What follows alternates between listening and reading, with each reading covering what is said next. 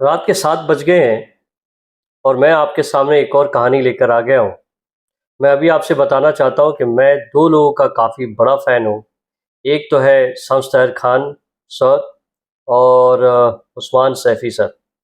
आप दोनों से मैं काफ़ी इंस्पायर्ड होता हूँ और ये कहानियाँ जो हैं मैं सुनाता हूँ अपने स्टाइल में। अच्छा है, बुरा है, बट आशा करता हूँ कि आपको अच्छा लगे।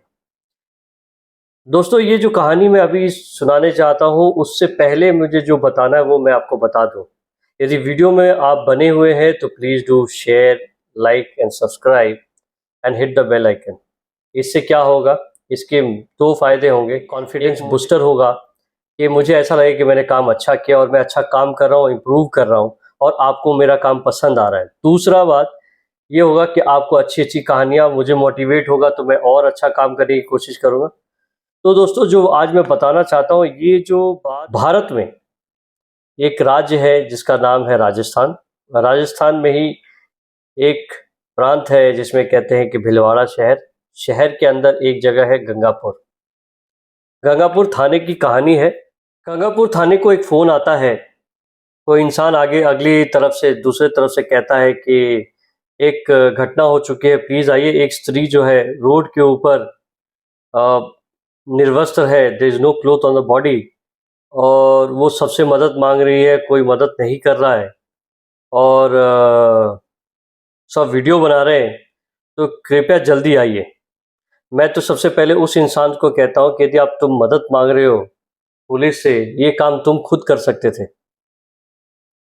कोई बात नहीं। अब जैसे ही पुलिस महकमे को ये पता चलता है, जो गंगापुर थाने के जो प्रभारी हैं, वहाँ से भागते-भागते वो उस जगह पे आते हैं और उस महिला को रेस्क्यू करते हैं। जैसे ही वो देखते हैं कि जैसे ही वहाँ पहुँचते हैं, महिला जो है उसके शरीर पे एक भी कपड़ा नहीं है और वो अपने आप को कोशिश करी कि ढकने की कोशिश कर रही है ताकि कोई उसे देख ना सके। अपनी इज़्ज़त जो भी इज़्ज़त बची है वो उसको शर्मसार ना करे। वो अपनी पूरी जद्दोजहद कर रही थी। लेकिन लोग जो हैं, लोगों को मैं क्या कहूँ? अरे ये सपोज़ जो इंसान जो औरत है, उसका वीडियो बना रहे हैं आप लोग। वो जैसे ही पुलिस आती है, पुलिस उसको रेस्क्यू करती है, रेस्क्यू करने के बाद थाने ले जाती है।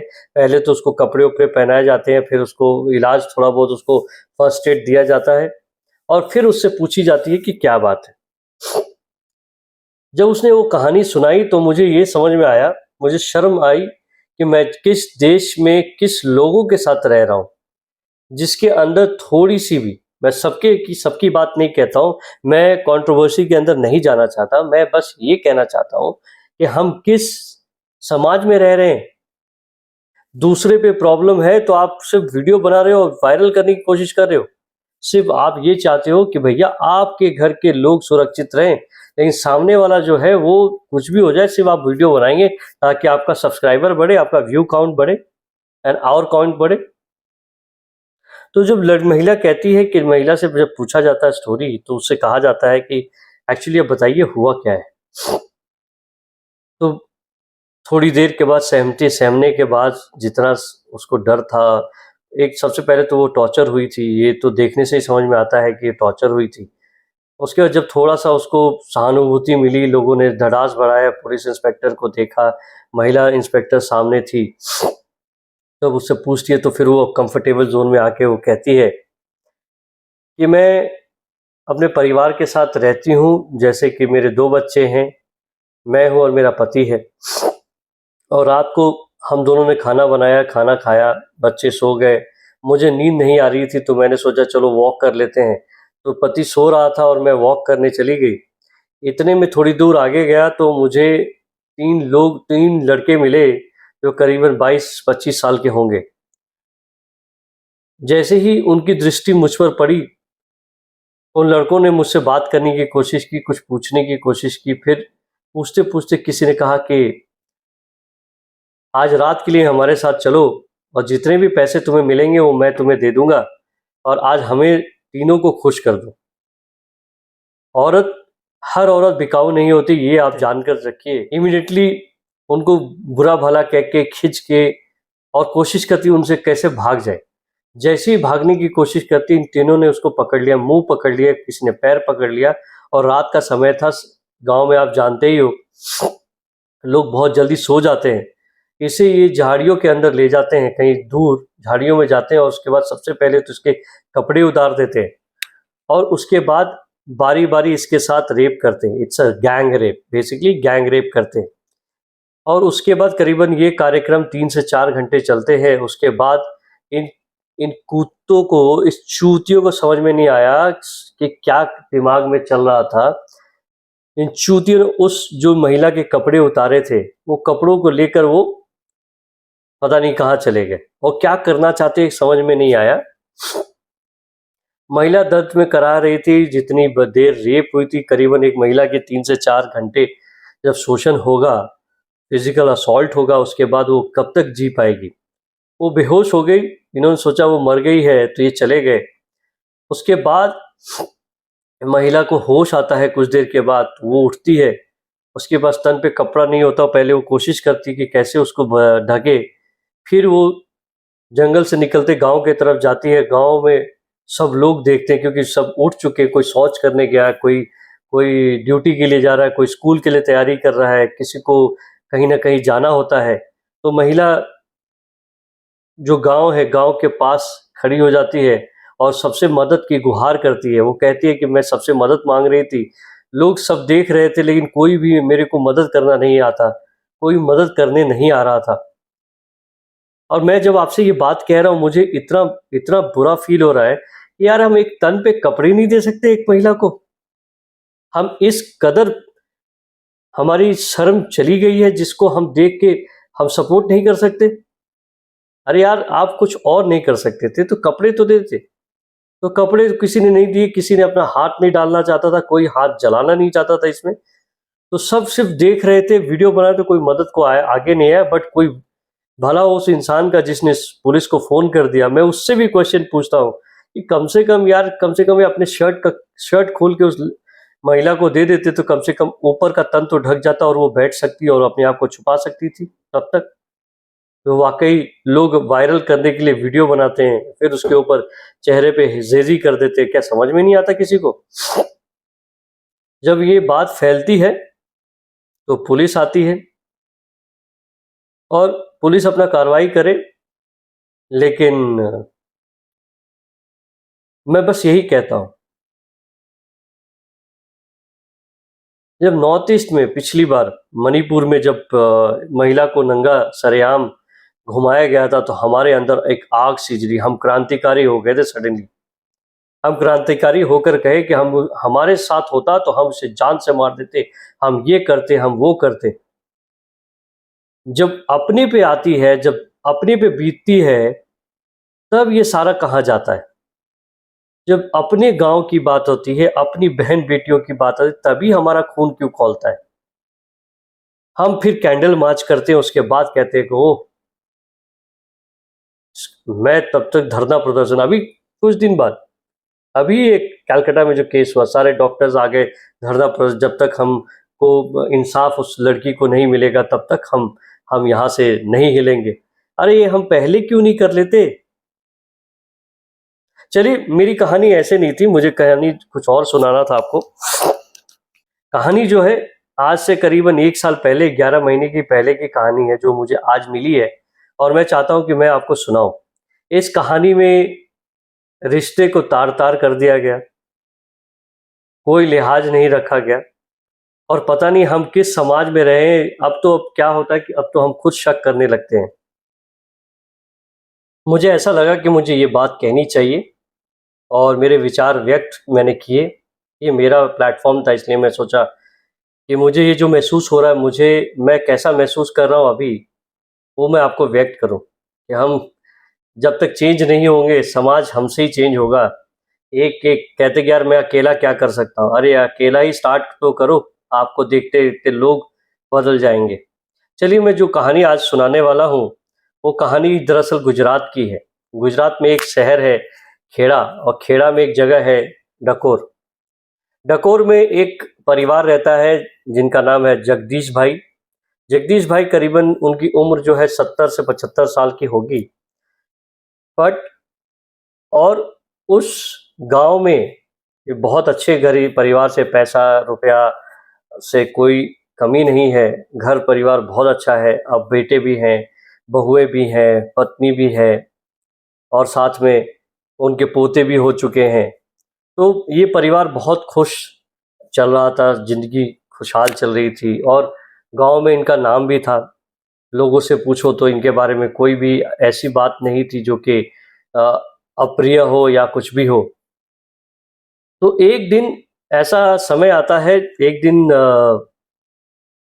वो कहते हैं कि जगदीश भाई जो है, कहते हैं कि अपनी पत्नी से और बच्चे से कहते हैं कि मैं आज बाहर जा रहा हूँ, शाम को लौट जाऊँगा और लौट कर आता हूँ, फिर आज शाम को फिर मिलते हैं। तो जगदीश भाई निकलते हैं और यहाँ से चले जाते हैं। फिर दोपहर होती है, दोपहर से शाम होती है, जगदीश भाई वापस नहीं लौटते। जब घर वापस नहीं लौटते, जनरली ऐसा होता है कि जगदीश भाई कहीं भी जाते थे तो लंच के वक्त जरूर आते थे।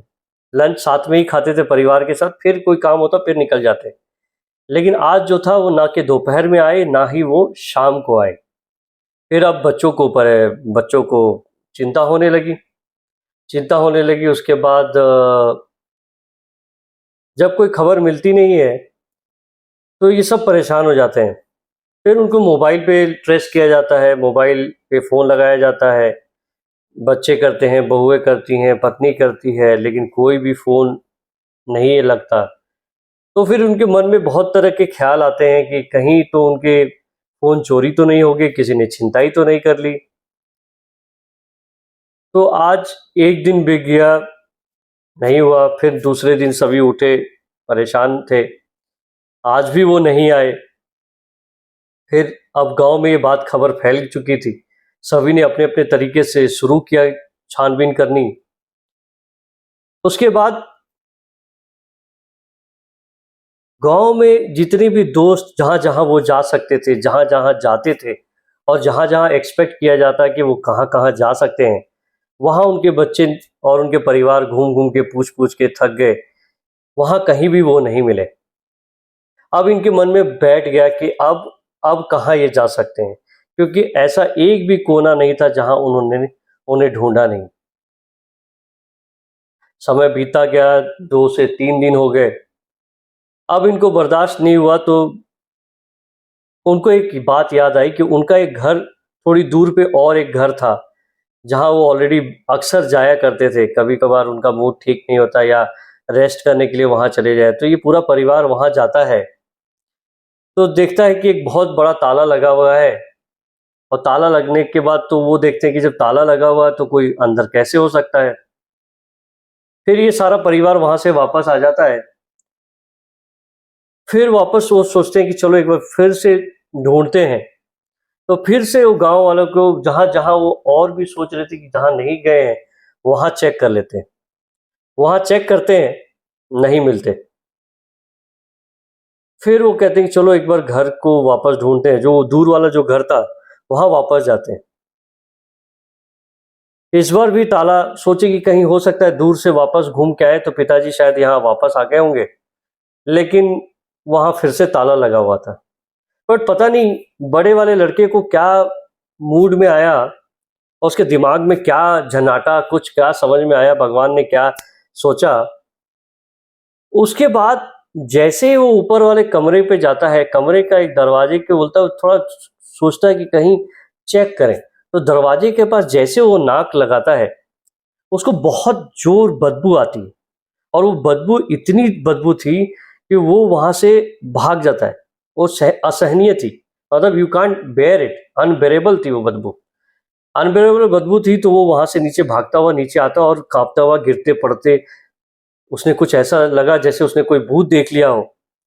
तो वो जाता है और वो अपने छोटे भाई से कहता है कि वहाँ रोते उसकी आँखों में, मतलब तब तक तो बहुत सारी चीज़ें दिमाग में आ चुकी थी। तो वो अंदर जाता है और भाई से कहता है कि वहाँ से बहुत बदबू आ रही है, हो ना हो अंदर कुछ है। और कुछ गड़बड़ है। अब तब तक तो वहाँ के गाँव वाले को भी बुलाया जाता है, तो सब लोग मिलते हैं और मिल के हिम्मत करते हैं और हिम्मत करके दरवाज़ा तोड़ते हैं। दरवाज़ा तोड़ते ही वो जो सीन देखते हैं ना, वो सबको चौंकाने वाला था। वहाँ अंदर जैसे दरवाज़ा खुलता है, बदबू आती है, सब अपने मुँह पे कपड़ा डालते हैं, कपड़ा डालने के बाद आँखें खोल के देखते हैं, उनकी आँखें फटी की फटी रह जाती हैं। चारों तरफ दरवाजे पे उनकी सबसे पहले तो दीवारों पे नज़र आती है, नज़र आते ही देखते हैं कि खून के छींटे, जैसे फव्वारे की तरह छींटे हैं ना, वो दीवार पे फव्वारे थे। फिर उनकी नज़र नीचे की तरफ देखती है, तो देखते हैं कि एक लाश पड़ी है और लाश पे एक भी कपड़ा नहीं है। मतलब कुछ भी, जो भी पहनते होंगे वो, उन पे एक भी कपड़ा नहीं है और उनकी मौत हो चुकी है। और सबसे बड़ी बात, उनका प्राइवेट पार्ट मिसिंग है और साइड में पड़ा है, किसी ने काट के उसे साइड में रख दिया था। अब उन्हें समझ में आया नहीं, कुछ नहीं, तो उन्होंने पुलिस को खबर की। पुलिस आई, पुलिस ने पूरे एरिया क्राइम सीन को अपने कब्जे में लिया। कब्जे में लेने के बाद पुलिस अपने हिसाब से अब वो जुट गई शर्लॉक होम्स बनने के चक्कर में। अब सबसे वो क्वेश्चन पूछने लगे, जब सबसे ये बातें कर रहे थे, सबसे ये पूछ रहे थे, तो किसी से उनकी, जब तक वो बातें चल रही थी तो कोई भी ऐसा बात निकल कर नहीं आया जो कि कोई किसी से दुश्मनी हो या किसी से पैसे का लेन देन हो या कोई जमीन का रिलेटेड कोई झगड़ा हो। उनका किसी से कोई भी झगड़ा झंझट नहीं था और लोगों के हिसाब से वो तो बहुत अच्छे इंसान थे, इसलिए कोई मतलब नहीं है। तो भैया पुलिस तो वापस जीरो आ गई। अब उन्होंने कहा कि जब बाहर से कोई खबर नहीं मिल पा रही है, ऐसे केस में कोई अंदर वाला ही होता है। पुलिस ने ये पूरा जो मामला था, अब उन्होंने चिन्हित कर दिया और उन्होंने क्या किया, अब जो उनकी जो थ्योरी थी वो पूरे परिवार के पास अटक गई। अब सबको अकेले-अकेले करके उनको पूछना शुरू किया। जब क्वेश्चन पूछने लगे तो एक कहानी खुलकर आई और उनमें से एक नाम आया। और जब ये नाम आया, बड़े बेटे ने जो उनका नाम लिया, जो विकास था, विकास ने अपनी छोटे भाई की पत्नी का नाम लिया। और जो पति था उसका, जो छोटा भाई था, वो शहर में अच्छा कमाता था, वो वहीं रहता था और पत्नी उसकी यहाँ रहती थी और पैसा कमाता था। लेकिन जब उसकी बहन माने छोटी बहू से जब क्वेश्चन पूछा गया और जब सख्ती से पूछा गया, तो उसने जो कहानी सुनाई, आपके रोंगटे खड़े हो जाएंगे। दरअसल उसने जो बताया वो ये था कि वो हमेशा से पैसा पैसा उसके लिए सबसे इम्पोर्टेंट था और वो पैसा कैसे भी कमाए, किस तरह कमाए, क्या कमाए, उसको ये मतलब नहीं था रास्ते कैसे हैं, अच्छे हैं, बुरे हैं, वो सारे रास्तों से अच्छा पैसा कमाना चाहती है और बहुत लालची और लोभी थी। उसको पैसे बनाना था, उसको उड़ाना था, उसके लिए उसने कुछ आइडिया अपनाया। उसने क्या किया, सबसे पहले तो उसने कोशिश की कि उसके दिमाग में चल रहा था, बहुत सारे आइडियाज़ आ रहे थे। बट वो पढ़ी लिखी तो थी नहीं, तो वो नौकरी कर नहीं सकती थी, नौकरी करती तो पैसे आते। लेकिन जब पढ़े लिखे नहीं हो तो नौकरी तो मिलेगा नहीं। तब सोचा, और वो जैसे गुजरात के गाँव की परंपरा है कि बहुएँ बहुएँ बाहर आती नहीं है, तो वो घर में बंद थी। तो अब करे क्या, ऐसे तो चाहिए। तो उसके दिमाग में खुरापाती चाल चली। उसने अब ससुर जी को डोरे डालना शुरू किया उसने। कहते हैं कि जो तन की भूख होती है, वो सारे भूखों को दबा देती है। हुआ भी ऐसा ही। जब छोटी बहू ने जब ऑफर दिया ससुर को, ससुर, किसी को पता नहीं वो चरित्रहीन पहले से ही था और इतने दिन तक कैसे बचा रहा मुझे नहीं मालूम।